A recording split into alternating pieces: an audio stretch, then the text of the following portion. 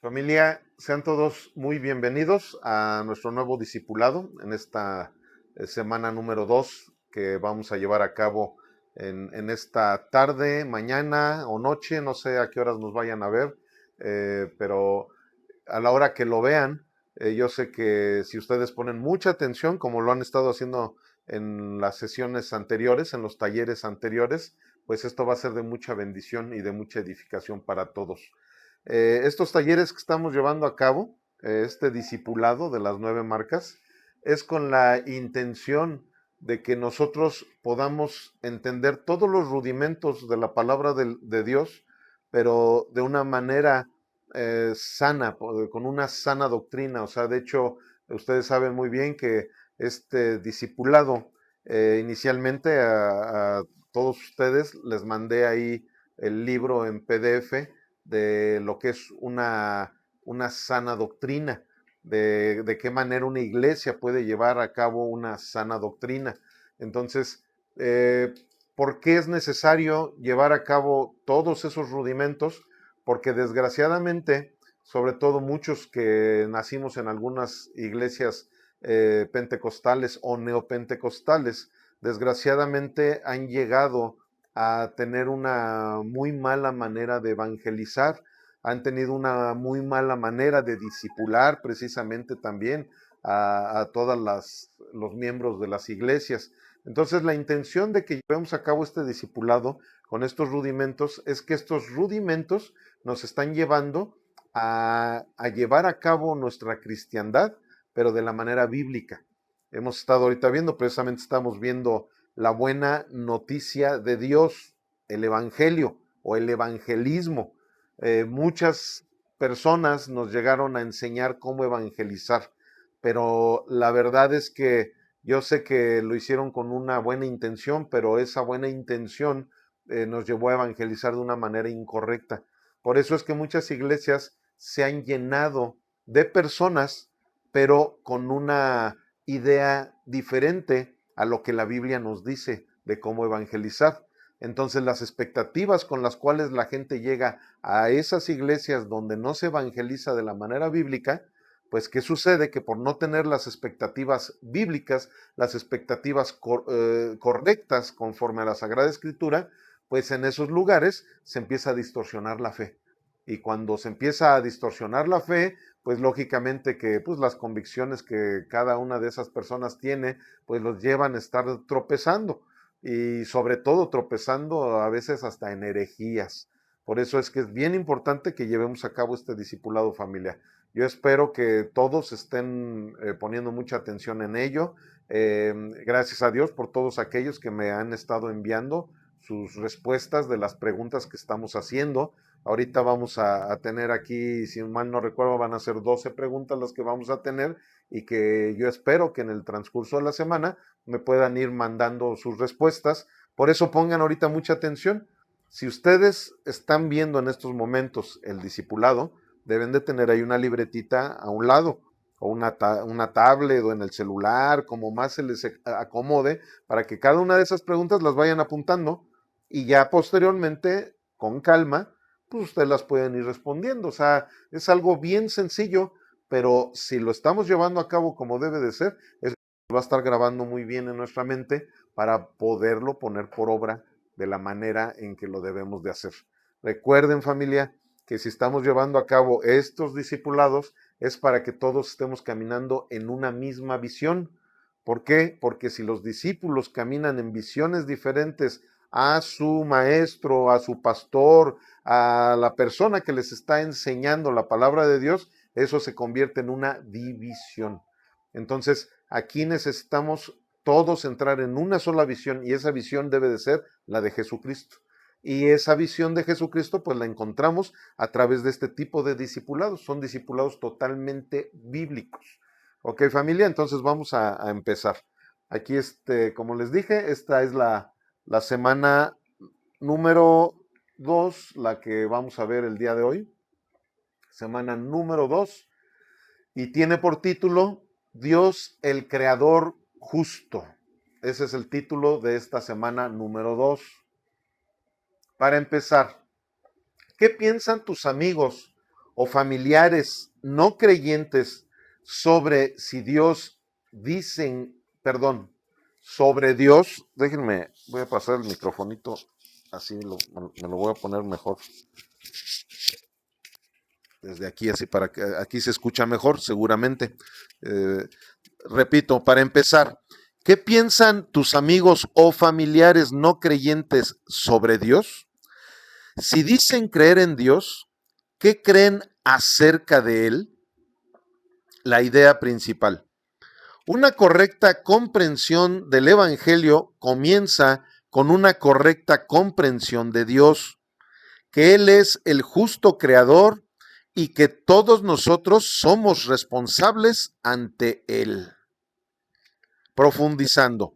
Para entender bien el Evangelio, debemos comenzar donde la propia Biblia comienza, con Dios el Creador. En Génesis 1 leemos lo siguiente. Génesis 1 del 1 al 3. En el principio creó Dios los cielos y la tierra estaba desordenada y vacía, y las tinieblas estaban sobre la faz del abismo, y el Espíritu de Dios se movía sobre la faz de las aguas. Y dijo Dios, sea la luz, y fue la luz. En el resto de Génesis 1, leemos que Dios creó el mar, la tierra, las plantas, las estrellas y toda clase de animales. Luego, como culminación de la obra creadora de Dios, leemos Génesis 1, 26 al 27. Entonces dijo Dios, hagamos al hombre a nuestra imagen, conforme a nuestra semejanza, y señoree en los peces del mar, en las aves de los cielos, en las bestias, en toda la tierra y en todo animal que se arrastra sobre la tierra. Y creó Dios al hombre a su imagen, a imagen de Dios lo creó, varón y hembra los creó. Génesis 1, 26 al 27. Aquí viene nuestra primer pregunta, familia. Así que ahí vayan apuntándola. Esta es nuestra primera pregunta, número 1. ¿Qué enseña Génesis 1 acerca de todo el universo? Número 2. ¿Qué enseña Génesis 1 acerca de la humanidad? Número 3. Muchas personas en Occidente hoy en día creen que la materia es todo lo que existe, que los humanos evolucionaron a través de procesos puramente naturales y que por tanto no existen estándares absolutos de moral. ¿De qué forma el relato de Génesis 1 sobre la creación confronta estas creencias? Es bien importante que todo esto nosotros lo consideremos a la luz de la palabra, porque precisamente algo que está sucediendo en la actualidad es que hay mucha confusión. ¿Por qué? Porque en algunas épocas, sobre todo desde los años 80, empezó a haber una parvada de científicos, lo digo entre comillas, porque desgraciadamente hubo muchos que se decían ser científicos, pero simplemente tenían algunas teorías que luego ellos mismos estaban retractando de sus teorías, como la famosa teoría de Darwin. El mismo Darwin se retractó de su teoría y sin embargo hasta la fecha ahora hay darwinianos, personas que en vez de que sean cristianos son darwinianos, creen más en lo que una teoría por ahí de repente salió de Darwin que en lo que la Sagrada Escritura dice. Y la misma ciencia ha corroborado que la Sagrada Escritura es un libro divino. La misma ciencia ha tenido que usar muchas citas de la Sagrada Escritura para que puedan entender mucho de los descubrimientos que han llegado a tener, sobre todo en el área de la arqueología, porque la arqueología es ciencia también, ¿verdad? Entonces, ¿qué sucede? Que esto es lo que nosotros debemos ir entendiendo. Por eso esta respuesta va a confrontar y va a desmembrar completamente esas teorías científicas también, entre comillas, como les decía, porque la verdad es que la mayoría de todos esos filósofos, aquellos ateos, todo ese tipo de personas han llegado a llevar a cabo sus teorías o sus filosofías con un gran desconocimiento de lo que verdaderamente es la Sagrada Escritura. Entonces, aquí va nuestra pregunta número 4. Muchas personas en Occidente hoy en día no se consideran sujetas a nadie y se sienten libres de hacer lo que quieran. ¿Cómo confronta Génesis 1 estas actitudes? Número 5. ¿Por qué es importante que la gente entienda que Dios es su creador? A fin de que comprendan que necesitan un Salvador.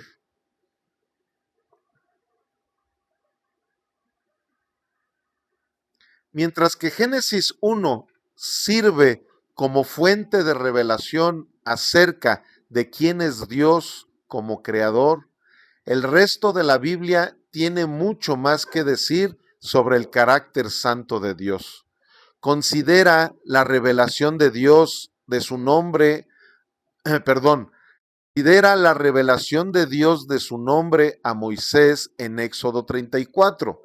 Vamos a leer Éxodo 34, 6 y 7. Dice, y pasando Jehová por delante de él, proclamó, Jehová, Jehová, fuerte, misericordioso y piadoso, tardo para la ira y grande en misericordia y verdad, que guarda misericordia a millares, que perdona la iniquidad, la rebelión y el pecado, y que de ningún modo tendrá por inocente al malvado, que visita la iniquidad de los padres sobre los hijos y sobre los hijos de los hijos hasta la tercera y cuarta generación. Éxodo 34, 6 y 7. Aquí está nuestra sexta pregunta, familia, que dice así: ¿cuáles son los aspectos del carácter de Dios que vemos en este pasaje que las personas aceptan fácilmente?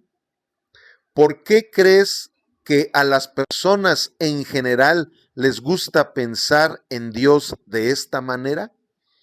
Aquí analicemos claramente cada una de las preguntas. Aquí, por principio de cuentas, ¿por qué estamos viendo todas estas citas? ¿Por qué? Porque estas citas nos están llevando a conocer verdaderamente el carácter de Dios. Nosotros debemos de entender que ahorita, en la actualidad, sobre todo en el occidente, como dice aquí, han romantizado mucho el evangelio y la gente presenta a nuestro Señor Jesucristo no como el Todopoderoso, no como aquí lo estamos viendo claramente que dice Éxodo 34 sobre el carácter de Dios, un Dios que verdadero, así como dice aquí en el 7, dice que guarda misericordia a millares, que perdona la iniquidad, la rebelión y el pecado, y que de ningún modo tendrá por inocente al malvado, que visita la iniquidad de los padres sobre los hijos y sobre los hijos de los hijos hasta la tercera y cuarta generación. El carácter de Dios sigue siendo el mismo, sigue siendo el mismo. Aquí estamos viendo parte de las maldiciones generacionales que dejan de existir en la vida de un cristiano. Un cristiano ya no tiene ese problema de maldiciones generacionales, pero cuando tú estás hablándole a una persona que está llena de maldiciones generacionales sobre un verdadero Dios, tú no puedes hacer un lado el carácter verdadero de Dios. Entonces aquí estamos viendo esta pregunta número 6, la repito, ¿cuáles son los aspectos del carácter de Dios que vemos en este pasaje que las personas aceptan fácilmente? ¿Por qué crees que a las personas en general les gusta pensar en Dios de esta manera? Ok, vamos a lo que sigue. Pregunta número 7. ¿Cuáles son los aspectos del carácter de Dios que vemos en este pasaje que la gente en general rechaza? ¿Por qué crees que la gente tan a menudo se opone a estos aspectos del carácter de Dios? ¿Por qué se oponen? ¿Por qué? Porque las religiones en general han distorsionado completamente el carácter de Dios. De hecho, hay una religión, ¿verdad? La religión oficial de aquí de todo Latinoamérica, que se encarga de decir que todos somos hijos de Dios, que todos vamos a ir al cielo, ¿verdad? Y que no, pues nada más lo que sí tenemos que rezar unos cuantos rosarios, pagar unas penitencias, ¿verdad? Pagar indulgencias para que salgamos de un lugar intermedio y que nos podamos ir al cielo, y te salen con una serie de cosas que no tienen nada que ver con la Sagrada Escritura, no tienen nada que ver con el carácter de Dios, porque Dios no es hijo de hombre para que se arrepienta. O sea, si Dios ya mandó a alguien, y no tanto que lo haya mandado Dios, ¿verdad? Porque en realidad, como dice la palabra, Jesús no vino a condenar a nadie, ya todos estábamos condenados. ¿Quién fue quien nos condenó a eso? Adán y Eva. Ellos nos dejaron una condenación, ¿verdad? Un pecado original con el cual todos estamos condenados para irnos al infierno. Pero ¿qué sucede? Que mucha gente no quiere saber realmente del carácter de Dios porque prefieren decir, pues las religiones me dijeron, ¿verdad? Que si me bautizaban de chiquito o que si, entonces una serie de cosas que no tienen nada que ver con la Sagrada Escritura, no tiene nada que ver con los requisitos que nuestro Señor Jesucristo deja plasmado en la Sagrada Escritura para que tú y yo podamos llegar realmente al reino de los cielos. Ok, continuamos. Un sinnúmero de otros pasajes de la Escritura da testimonio de que Dios es perfectamente santo y justo y que ha de juzgar a todas las personas según lo que hayan hecho. Consideremos solo algunos. Vamos a ver lo que dice Primera de Juan 1:5. Este es el mensaje que hemos oído de él y les anunciamos. Dios es luz y no hay ningunas tinieblas en él. Vemos claramente cuál es la esencia de Dios. O sea, Él es luz.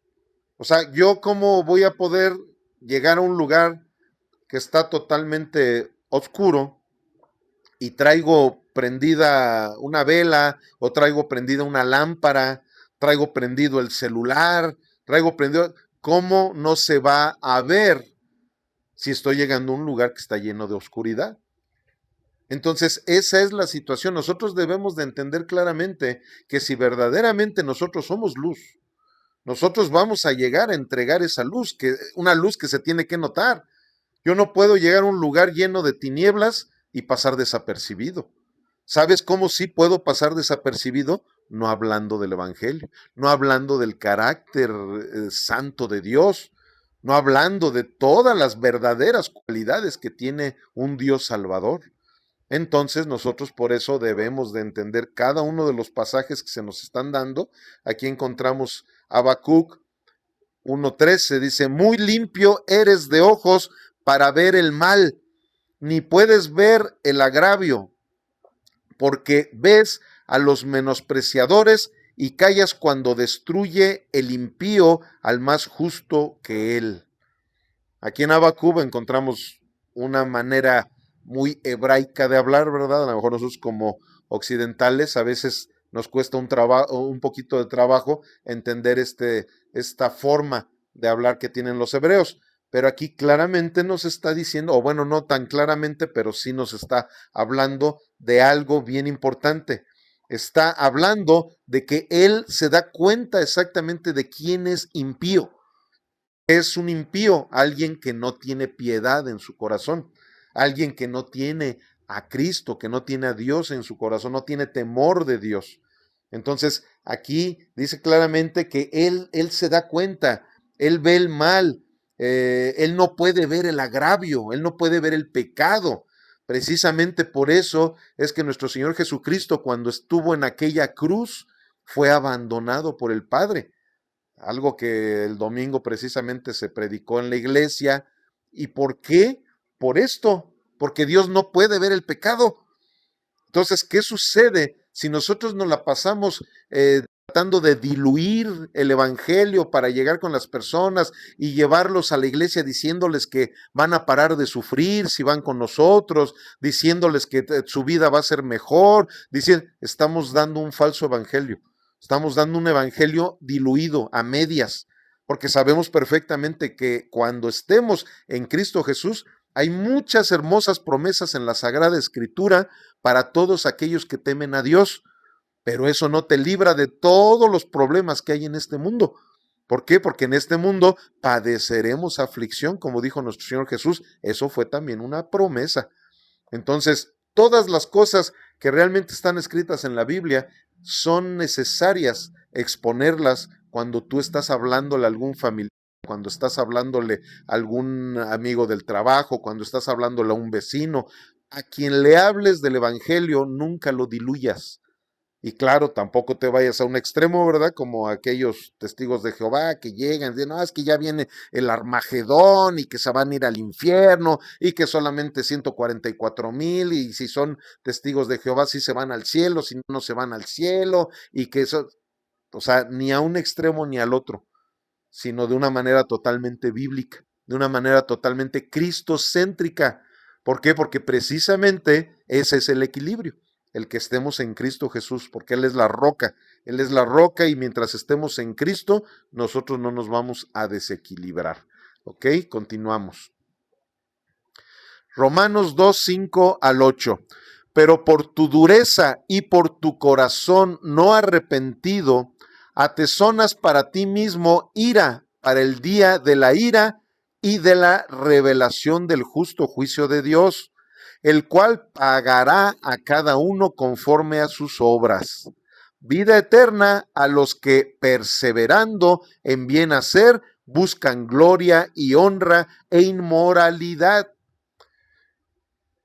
pero ira y enojo a los que son contenciosos y no obedecen a la verdad, sino que obedecen a la injusticia. Perdón, aquí me equivoqué, no, puse inmoralidad, es inmortalidad.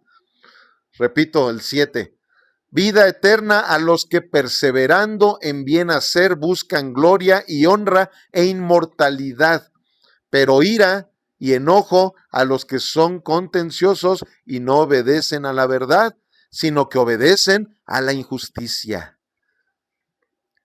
Hechos 10, 30 y 31. Pues conocemos al que dijo, mía es la venganza y yo daré el pago, dice el Señor. Y otra vez, el Señor juzgará a su pueblo. 31. Horrenda cosa es caer en manos del Dios vivo.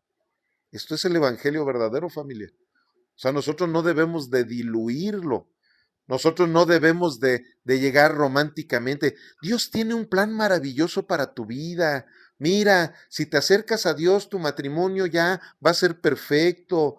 Mira, tú debes de relajarte, es más, perdona a Dios. Si tú en algún momento has sentido que Dios no ha hecho lo necesario para que tú seas feliz, perdónalo, Él te perdona a ti también de todas las cosas malas que has hecho. Y una serie de cosas que están diluyendo completamente el carácter de nuestro Señor Jesucristo. No están mostrando la verdad del Dios que nos salva. ¿Por qué? Porque efectivamente Él es un Dios amoroso, pero el amor de Dios es muy diferente al amor del ser humano romántico que se guía siempre por su corazoncito. Ese engañoso corazón, que como lo dice Jeremías, engañoso es el corazón más que todas las cosas y perverso. ¿Quién lo conocerá? Ese corazón engañoso es el que ha tergiversado completamente el evangelismo, el verdadero evangelismo. Han querido llegar muy románticamente con la gente, así como pidiéndole permiso de que, ay, mira, haciendo todas las cosas. No, nuestro Señor Jesucristo llegó a decir, arrepiéntanse, que el reino de los cielos se ha acercado. Pedro, el primer sermón que dio ahí saliendo del aposento alto, ¿cuáles fueron las palabras que usó? Arrepiéntanse y bautícense. La primer palabra que siempre debe uno de usar para que las personas puedan entender el verdadero evangelio es que se tienen que arrepentir. ¿De qué? Precisamente de todas las cosas que estamos viendo en estos momentos. Vamos a continuar con la pregunta número 8. ¿Qué enseñan estos pasajes acerca de la actitud de Dios hacia el pecado? ¿Qué dicen sobre lo que Dios hará con el pecado? Ahí les digo que respondan sobre lo que estamos viendo. De hecho, ahorita yo aquí les estoy dando, ahora sí que pistas de cuáles van a ser las respuestas que deben ustedes de ir poniendo en cada una de las preguntas. Y vamos a la pregunta número 9. Muchas personas en Occidente hoy en día piensan que la moralidad es enteramente determinada por la propia cultura. ¿Cómo responderías a alguien que creyera esto a la luz de estos pasajes? Es que hay gente que incluso el Evangelio lo han querido sujetar dicen, es que el Evangelio, la Biblia es subjetiva. Es que si estás en algún país que tienen cierto tipo de cosas, no, eso es una situación en donde te quieren envolver, te quieren enrollar, repito, en ese evangelio romántico. Pero no, la Biblia es totalmente objetiva. La Biblia no es subjetiva. Porque tú estés en el país que estés, el que tú mates a alguien, eso es un pecado. Estés en el país en donde tú estés, el mentir, eso también es un pecado. Estés en el país en donde tú estés, el adulterio es un pecado. Nada de que es depende la cultura. Claro, yo sé perfectamente que hay cosas inmorales para ciertos países que en otros países, pues a lo mejor no son inmorales. Ciertas palabras, ciertas formas de vestimenta, qué sé yo, pero todo eso es algo muy secundario. Pero cuando vamos a los pecados verdaderos de los que la palabra de Dios nos habla, son totalmente objetivos. Pero muchas veces este tipo de situaciones han estado diluyendo lo que es la verdadera moralidad bíblica y por eso es que en lugares ya ni se predica del pecado. Porque no, es que el pecado es subjetivo, entonces no vamos a entrar en esas cosas, porque si no, la gente se va a espantar. ¿Cómo voy a evangelizar a una persona diciéndole que él es pecador? Y, pues, ¿cómo? Pues como lo hacía Jesús, como lo hacía Pedro, como lo hacía Pablo, como lo hacían los mártires que padecieron precisamente por estar predicando el evangelio, como lo hacen todas las personas que verdaderamente han nacido de nuevo y son embajadores del reino de los cielos. Así es como se debe de llevar el evangelio, así es como se le debe de predicar a la gente para que cuando vayan a la iglesia, esas personas no vayan con falsas expectativas. Y precisamente cuando lleguen y escuchen al pastor que está predicando la Biblia, como la predicaba Pablo, como la predicaba Pedro, como la predicaba Santiago, como la predicaba Jesucristo, no se espanten, van a decir, sí, pues así fue como me evangelizaron. Me dijeron claramente que yo estaba en condenación y por eso es que estoy viniendo a un lugar para salir de esa condenación. No vengo a un lugar ahí que me den un masaje, un spa y esto. No. Yo estoy llegando a un lugar, a un hospital, en donde sé perfectamente que voy a ser transformado en base a qué, en base a todo lo que realmente la Biblia dice y que va a ejercitarme, como la misma Sagrada Escritura dice, que nos debemos de ejercitar en la piedad, que nos debemos de ejercitar en la disciplina bíblica, que nos debemos de ejercitar en la gracia de nuestro Señor Jesucristo. Nos dice tantas cosas en donde claramente nos damos cuenta de que siempre va a haber un sacrificio para que nosotros podamos ser transformados a través de la Escritura. Pero si lo hacemos de una manera diluida, pues nunca va a funcionar. Vamos a la pregunta número 10. Muchas personas hoy en día ven a Dios como una figura indulgente, como un abuelo que no exige nada de nosotros y que es muy comprensivo con el hecho de que todos cometemos errores. ¿Cómo se sostiene este punto de vista con lo que nos enseñan estos pasajes? ¿Lo ven? Eso es precisamente lo que ha sucedido.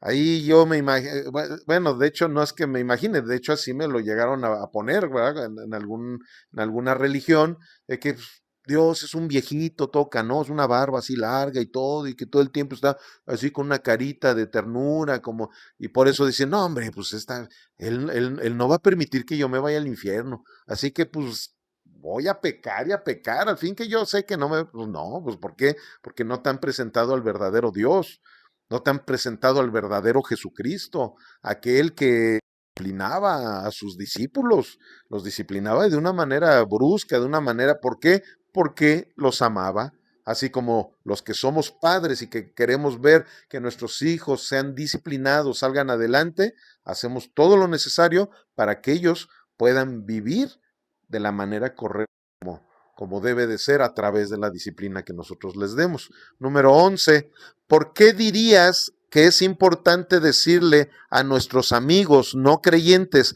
que Dios es nuestro justo creador cuando tratamos de compartir el evangelio con ellos? Ahí respondan cada una de las preguntas y vamos a la última pregunta, pregunta número 12. ¿De qué maneras la iglesia puede dar testimonio de que Dios es nuestro justo creador? ¿De qué maneras ahí? A ver, les voy a dar algunos tips. Aquí simplemente estamos viendo una imagen bien hermosa, ¿verdad? Ahí está una iglesia cristiana, ahí estamos viendo, ¿verdad? Que hay, pero las personas no están allá dentro de la iglesia, están afuera de la iglesia evangelizando a las personas. ¿Para qué? Para que el día de mañana esas personas vayan a estarse entrenando en la iglesia. ¿Para qué? Para que hagan lo mismo que están haciendo estas personas, evangelizando en la calle. Esa es una manera, pero hay muchas. Aquí ustedes pueden poner varias, o sea, no se trata de que pongan una sola. Aquí se trata de que ustedes digan, hagan de cuenta, yo podría responder, ¿de qué maneras la iglesia puede dar testimonio de que Dios es nuestro justo creador? Bueno, esta es una de ellas. Yendo a la calle, yendo con nuestros vecinos, yendo con los vecinos de la iglesia donde nos congregamos, llevar folletería y decirles, miren, yo les vengo a hablar de lo que la Biblia nos muestra. ¿Por qué? Porque la verdad es que todos estamos en una situación muy complicada. Cuando estamos separados de Dios, es el peor, es el problema más grave que cualquier ser humano puede tener. Pero miren, tenemos la respuesta, tenemos la solución, y esa solución se llama Jesucristo. Otra manera, cuando estás en la escuela, puedes hablarle a tus compañeros, puedes dar testimonio a través de tu vida. Y cuando tú a través de tu vida das testimonio de que eres hijo de Dios, de que eres un hombre, una mujer piadoso, ¿sabes qué va a suceder? Que ellos mismos te van a preguntar, oye, yo veo que hay algo diferente en ti. Sí, pues mira, te voy a platicar qué es lo diferente en mí, que yo temo, soy temeroso de Dios.